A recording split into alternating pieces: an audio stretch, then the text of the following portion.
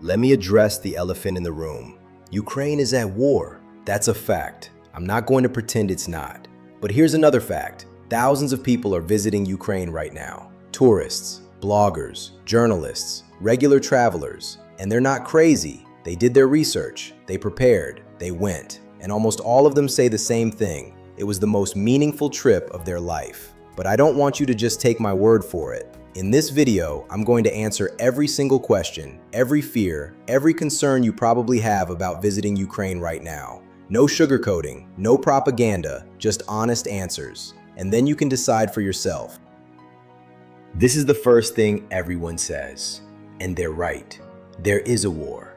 But here's what most people don't understand. Ukraine is huge. It's the largest country entirely within Europe, bigger than Germany and the UK combined. The active front line is in the east and southeast. That's where the fighting is. That's where nobody should go. But the western part of the country, Lviv, the Carpathians, Chernivtsi, Khmelnytskyi, is over 1,000 kilometers from the front. To put that in perspective, that's the distance from London to Rome. In these areas, daily life continues. Restaurants are open, museums are working, people go to concerts, festivals, cafes. It's not normal in the way you and I know normal. There's a curfew, there are sirens sometimes, but life hasn't stopped. Far from it. Western Ukraine right now is more alive, more vibrant, more buzzing with energy than many safe European cities. The question isn't whether there's a war. The question is, does war mean the entire country is off limits? And the answer is clearly no.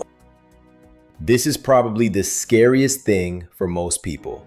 And I get it. The idea of hearing a siren while you're on vacation sounds terrifying. So let me explain exactly what happens. First, you download an app. It's called Air Alert or Alarm Map. The US Embassy actually requires its own staff to have it. The app sends a push notification to your phone whenever there's an alert in your region, even if your phone is on silent. When the siren goes off, everything pauses. Shops might close temporarily. Public transport stops. You go to the nearest shelter. Metro stations work as shelters 24/7. Hotels have them. Malls have them. You walk there calmly. You wait. Usually it lasts anywhere from 30 minutes to a couple of hours.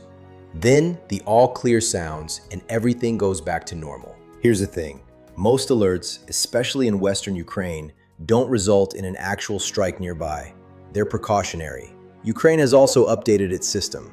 Sirens now only sound in areas where there's a real threat, not the entire region. Is it something you get used to? Honestly, yes. Millions of Ukrainians live with this every day and still go about their lives.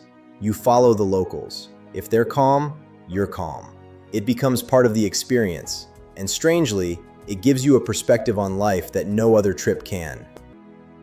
Let's be honest about this one. No government is going to tell you Ukraine is safe. The US says do not travel. The UK says against all travel for most regions. And those advisories exist for a reason. There is risk. But here's what those advisories don't tell you. Risk is not equal everywhere. The US actually lowered the advisory for 9 Western regions to level 3, Reconsider Travel. That's the same level as some parts of Mexico, Pakistan, or Haiti. Millions of people travel to level 3 countries every year. The key difference with Ukraine is the risk here is specific and manageable. You know what the threats are. You know where the shelters are. You have apps that tell you in real time. Compare that to random street crime in some safe tourist destinations where you have no warning and no system. In Ukraine, there is a system. Locals follow it. Tourists follow it. And it works. Does that mean zero risk? No. Nowhere in the world is zero risk.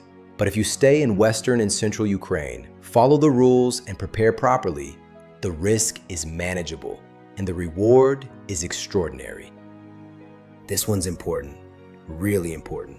Regular travel insurance does not cover Ukraine. Most policies exclude war zones. So if something happens, an injury, a medical emergency, your normal insurance will say, sorry, not covered. But here's the good news. War risk insurance exists specifically for Ukraine. You can buy it online in minutes. It covers emergency medical care, hospitalization, evacuation, and injuries from military-related events. Welcome Ukraine offers a universal policy. One product, one price, starting from just €3.30 for 3 days. plus €1 for each extra day. It's affordable, it's easy to get, and it's essentially required for entry. Ukrainian law says foreigners need valid medical insurance. Do not skip this step. This is the one thing that separates a smart traveler from a reckless one.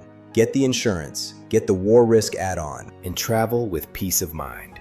It's the easiest preparation you'll do, and the most important. Yes, there is a nationwide curfew. Currently, it's midnight to 5 a.m. in most regions. What does that mean in practice? You need to be indoors by midnight. No walking on the street, no driving, no exceptions. Honestly, it's less of a problem than you'd think. Most restaurants close by 10 or 11 anyway. You have dinner, you walk back to your hotel, you're in your room by midnight. Some people actually love it. No late night noise, no drunk tourists yelling at 3 a.m. Your mornings are better because you actually sleep. And the cities feel safe and quiet at night because everyone's off the street. The curfew isn't a restriction that ruins your trip. It's just a rhythm you adjust to. After one day, you don't even think about it anymore.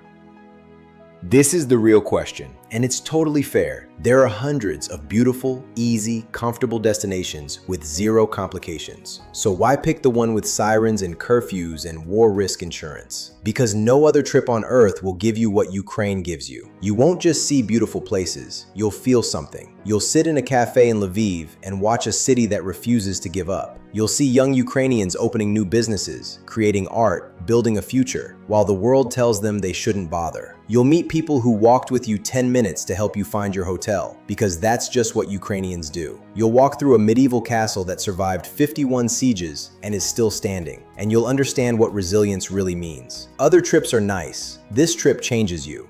And there's one more thing people don't talk about enough. Every dollar you spend in Ukraine right now goes directly to a community that needs it. Your hotel booking keeps someone employed. Your restaurant meal feeds a local family. Your museum ticket funds culture and heritage. You're not just a tourist, you're an ally. And that feeling, knowing your vacation actually matters, is something you can't buy in Bali or Barcelona.